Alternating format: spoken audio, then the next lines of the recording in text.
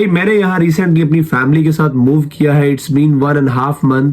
Justice ने home office को mails करना शुरू कर दी कि हमारे पास यहाँ पर स्टूडेंट आ रहे हैं, स्टूडेंट वीजा लेके यहाँ पर आप उन्हें जो है वो केयर वर्कर वीजा देते हैं। अगर तो आप केयर वर्कर वीजे के बारे में सोच रहे हैं या आप खुद को स्टूडेंट वीजे से केयर वर्कर वीजे पर कन्वर्ट करवाना चाहते हैं या आप पाकिस्तान इंडिया अपने मुल्क से केयर वर्कर वीजा किसी एजेंट से खरीदना चाहते हैं, तो आज हम बात करने वाले हैं कि क्या आपको मिल पाएगा वीजा, क्या ये कोई स्कैम तो नहीं होता, क्या ये रियल वीजा कैसे लिया जा सकता है जिसके आने के बाद आपको जॉब भी मिले।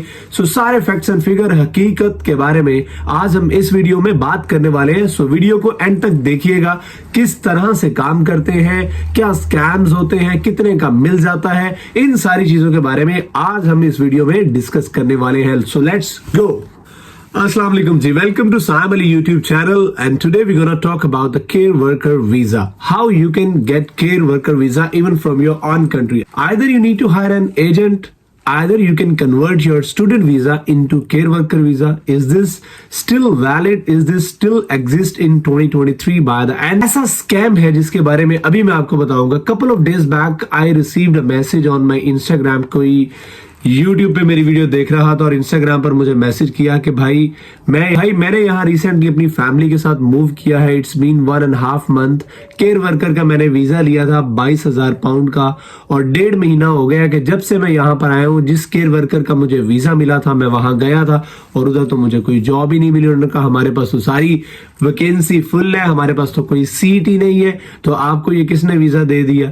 सो भाईजान मुझे कह रहे थे इट्स बीन 1.5 मंथ के मैं तब से जॉबलेस हूँ। मेरे साथ फैमिली है, मेरी वाइफ है, मेरे 2 बच्चे भी हैं और 500 मेरे घर का रेंट भी है जो मैंने पे करता हूँ, लिविंग कॉस्ट भी है। और 1.5 महीने से चूंकि मेरे पास केयर वर्कर का वीजा है, इस बिहाफ पर मुझे कोई और भी जॉब नहीं मिल रही। मैं ढूंढ भी रहा हूँ लेकिन मुझे कोई केयर जॉब नहीं मिल रही। तो आप मुझे बताइए मैं क्या करूँ, कि मैं अपना रोजगार का सिलसिला चला सकूं। और वो कह रहे थे कि यार शुक्र अल्हम्दुलिल्लाह मेरा पाकिस्तान में भी बहुत अच्छा सिस्टम था, मेरा बिजनेस चल रहा था, बट पाकिस्तान की इकोनॉमी, इन्फ्लेशन और बदलते और बुरे हालात की वजह से फाइनली मुझे अपनी वाइफ के साथ और अपनी फैमिली के साथ मूव करना पड़ा है। तो भाई मैं बहुत परेशान हूँ, मुझे बताइए मैं क्या करूं कि मेरे रोजगार का सिलसिला चले। मैं तो ना आगे का रहा हूँ ना पीछे का रहा हूँ।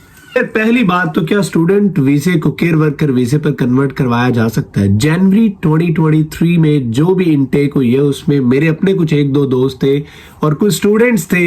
यार सिंपल सी बात है, हम जैसे यूके लैंड करते हैं हमें यहाँ पर पक्के होने का जो है ना वो एक चस्का और एक बुखार सर पर चढ़ जाता है।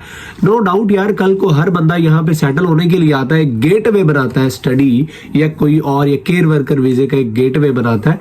लेकिन why don't you have any patient? आप में इतना सब्र क्यों नहीं है? आप डिग्री के लिए यहाँ पर आए हैं तो एटलीस्ट वो डिग्री करें यार, ताकि यूके बेस्ड आपके पास डिग्री हो, आप सो मेनी ऑप्शंस और आपके पास मौजूद हो जिन पर आप जो है ना एलिजिबल हो जॉब अप्लाई करने के लिए।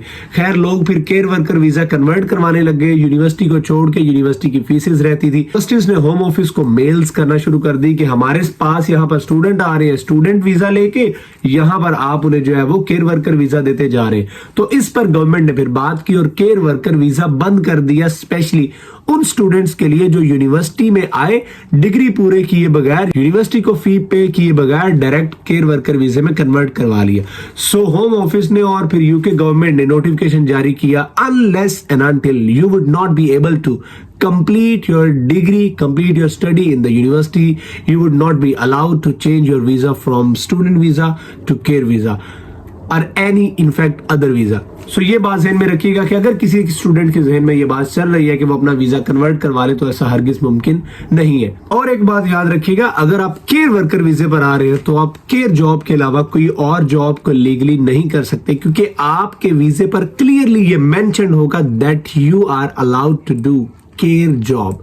केयर जॉब क्या होती है? ओल्ड एज हाउसेस में जो लोग रहते होते हैं उनकी केयर करनी होती है, उनका ख्याल रखना पड़ता है, उनको खिलाना पिलाना, बाहर घुमाना, इवन वॉशरूम तक ले जाना ले जाना, कुछ फाइल वर्क भी होता है, कुछ एडमिन वर्क भी होता है। ये सारे काम करने पड़ते हैं। जॉब के अलावा आप किसी भी और जॉब पर जाएंगे तो आपको क्या होगा कि कोई जॉब नहीं देगा, क्योंकि वो आपका राइट टू वर्क देखेंगे कि यार you have only right to work to do job in care home, तो आप क्यों यहाँ पर आ रहे हैं। फिर इससे क्या होगा, आपको छुप छुपा के कहीं बाहर काम करना पड़ेगा, कहीं जॉब्स करनी पड़ेंगी। उससे क्या होगा, ना आपको पूरी वेज मिलेगी, ना आपको पूरी सैलरी मिलेगी, जिससे आपके लिए माइट बी पॉसिबल प्रॉब्लम्स का सॉर्ट आउट करना उतना आसान ना हो जितना बजाहिर दूसरे मुल्क से लगता है, अपने मुल्क से हमें लगता है। क्योंकि अब स्कैम किस तरह का होता है, जब भी अगर आप किसी एजेंट को हायर करते हैं और वो आपको कहता है कि यार भाई तुम टेंशन ना लो, मैं तुम्हारा वीजा लगवा दूंगा केयर वर्कर का, और ये तुम 5 साल के लिए वर्क परमिट सेटलमेंट वीजे पर तुम यूके चले जाओ। सबसे पहले यही सवाल करना कि उस केयर होम का नाम क्या है, उसकी डिटेल्स क्या है। जैसे ही पहली बात है, वो आपको केयर होम का नाम बताएगा ही नहीं, अगर बताएगा तो आपने उसके बारे में सर्च करना है गूगल पे। एजेंट ने बताया है वो एग्जिस्ट करता भी है या नहीं करता, कितनी देर हो गई, साल हो गया, 6 महीने हो गए। देखिए अगर तो साल या 6 महीने से कोई केयर होम मौजूद है ना, तो याद रखिएगा कि 90% स्कैम होता है, क्योंकि साल बाद 6 महीने बाद वो बंद कर देते हैं, जिसकी वजह से फिर आपका वीजा भी वहीं पर ही डिक्लाइन हो जाता है, क्योंकि आप उनके वीजे पर आए होते हैं और जब वो ही एग्जिस्ट नहीं करता तो आपको कैसे जो है ना फर्दर यहाँ पर रेजिडेंस मिलेगी। फिर आपको होम ऑफिस से नोटिफिकेशन जारी होता है कि 90 दिन है जनाब आपके पास, कोई जॉब ढूंढे, कोई वीजा पकड़े, स्पॉन्सरशिप नहीं तो फिर चलते बने अपने घर। तो ये बात याद रखिएगा। सो आपने इस स्कैम से बचना है। प्राइसिंग की अगर मैं बात बताऊं तो नॉर्मली 13, 14, 15 हजार का यहाँ पर लोग पाउंड्स का वीजा ये परचेज कर लेते हैं, लेकिन मेरा अभी भी एक दोस्त है जो अभी यूके नहीं पहुंचा, उसने 22,000 पाउंड में ये वीजा परचेज किया। तो ये भी बात आपने जेहन में रखिएगा। 7, 8 से 9,000 पाउंड इसमें एजेंट का कमीशन होता है, तो उन्होंने तो आपको भेजना ही भेजना है।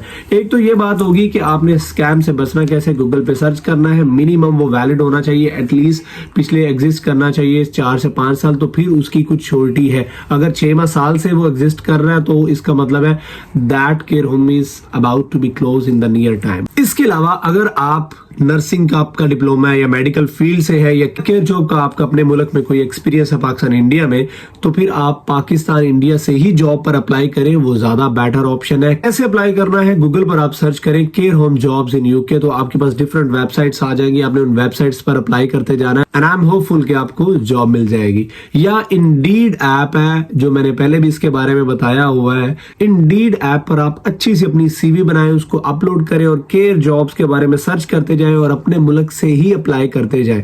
ऑनलाइन इंटरव्यू दें, अगर आपकी सिलेक्शन हो जाती है अपना बैकग्राउंड चेक प्रोवाइड करें, तो फिर क्या होगा, इससे आपको वो केयर होम्स जो है वो आपको डायरेक्ट स्पॉन्सर फ्री में वीजा करेंगे। इनफैक्ट आपको ट्रैवल की जो आपकी टिकट होगी वो भी आपको देंगे और माइट बी पॉसिबल कि आपको अकोमोडेशन भी प्रोवाइड करें। So this is one of the best option for you guys to go for any care home jobs or anything else rather than going to purchase any visa from any agent. वो आपके लिए बहुत problematic हो सकता है। चले जी, आज की वीडियो में इतना काफी है। ये बहुत अरसे से मैं प्लान कर रहा था इस पर वीडियो बनाना और आप लोगों के भी बहुत से मैसेजेस इंस्टाग्राम पर आ रहे थे और इनफैक्ट कमेंट्स भी आ रहे थे।